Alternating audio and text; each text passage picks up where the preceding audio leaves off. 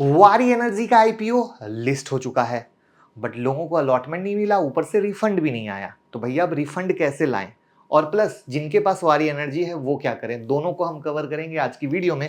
लेकिन उससे पहले एसएमई के आईपीओ और मेन बोर्ड के आईपीओ के बारे में आपको जानना हो, पढ़ना हो तो ब्लॉग हिंदी इंग्लिश दोनों में अवेलेबल है। प्लस उसके ग्रे मार्केट प्रीमियम को भी आप यहां से देख सकते हैं, लिंक डिस्क्रिप्शन में है, जाइए और देखते रहिए।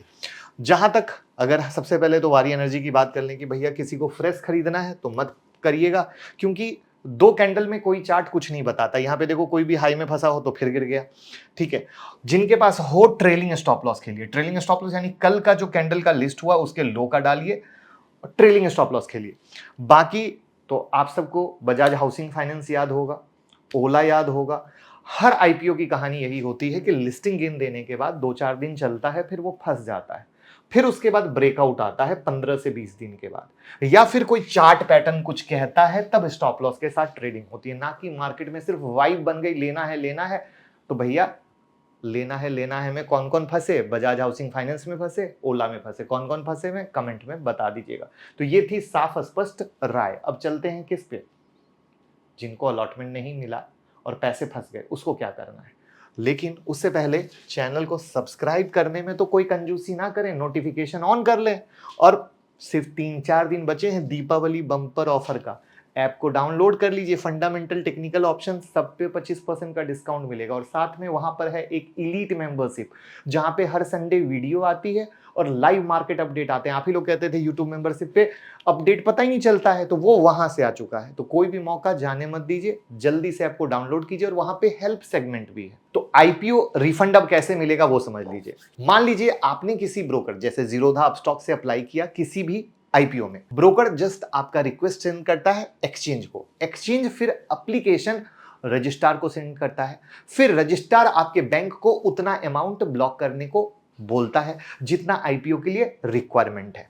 जब शेयर अलॉट हो जाते हैं तब आपका पैसा बैंक से डिडक्ट हो जाता है, और जब शेयर अलॉट नहीं होते हैं तब रजिस्ट्रार अपने बैंक को बोलता है फंड अनब्लॉक कर दो।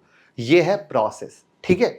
यानी इसका कंक्लूजन ये निकला कि आईपीओ का रिफंड डायरेक्टली रजिस्टर्ड और बैंक के बीच का मामला है, यानी दोनों के कम्युनिकेशन में कहीं भी गैप हुआ तो आपका पैसा फंस जाएगा। तो अब क्या करना है, तो एक तो तरीका है कि पैसा ऑटोमेटिक बैंक अनब्लॉक कर देगा जब अनब्लॉक करने की डेट आएगी। जैसे वारी के केस में 10 नवंबर है, यानी जिसको अलॉटमेंट नहीं मिला है उसका पैसा ऑटोमेटिक 10 नवंबर को अनब्लॉक हो जाएगा। लेकिन उतना देर कौन वेट करेगा, इसका रेजोल्यूशन प्लान मैं अभी बताता हूं।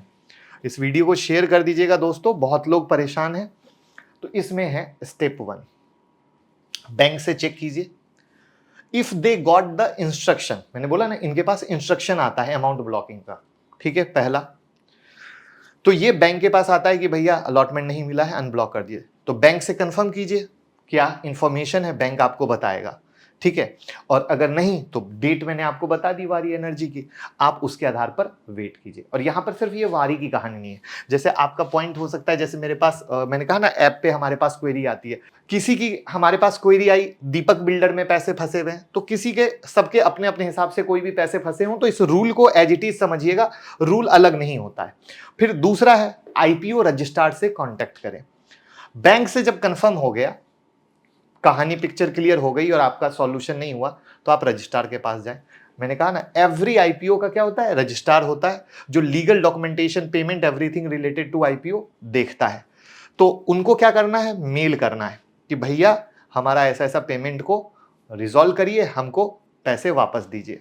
अब इनका रजिस्ट्रार कौन है वारी का, तो लिंक इन टाइम है, जिनका फोन नंबर ईमेल वेबसाइट सब कुछ मैंने यहां पर डाल दिया, वीडियो को रोक कर आप ले सकते हैं। अगर आप आईपीओ से अगर आप यूपीआई से पेमेंट किए हैं तो अपनी क्वेरी को यहां पर मेल से भेज दें, आपका यूपीआई का हो जाएगा।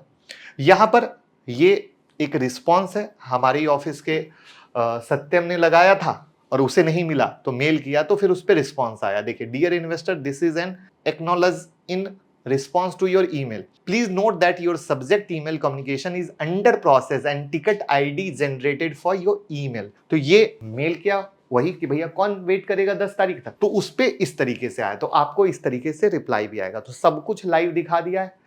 आप वीडियो को शेयर करके लोगों की हेल्प कर दीजिए। Thank you so much.